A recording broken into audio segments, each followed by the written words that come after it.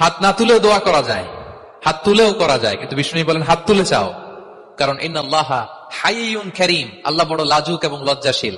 বান্দা যখন হাত তুলে ভিক্ষুকের মতো কিছু চায়, ওই হাত খালি হাতে ফিরিয়ে দিতে আল্লাহ লজ্জা লাগে।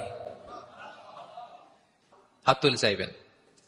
দোয়াতে আল্লাহর নামগুলো ধরে ধরে ডাকুন, ইয়া আল্লাহ, ইয়া রহমান, ইয়া রহিম, ইয়া হাইয়ু, ইয়া কাইয়ুম বিরহমাতিকা আস্তাগীথ।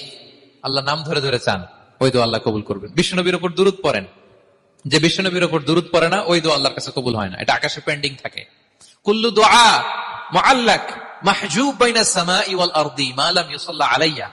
বিষ্ণু বলেন সব দোয়া আকাশে পেন্ডিং থাকে যতক্ষণ আমার উপর দুরূদ পড়া না হয়।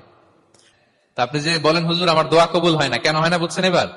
হ্যাঁ, নবীর উপর দুরূদ পড়েন নাই তো। আল্লাহুম্মা সাল্লি ওয়া সাল্লিম ওয়া বারিক আলাইহি। শুরু করবেন বিষ্ণু নবীর উপর দুরূদ দিয়ে, মাঝেও পড়বেন, শেষেও পড়বেন, আগেও পড়বেন, পরেও পড়বেন। আপনার দোয়া কবুল করবে কে?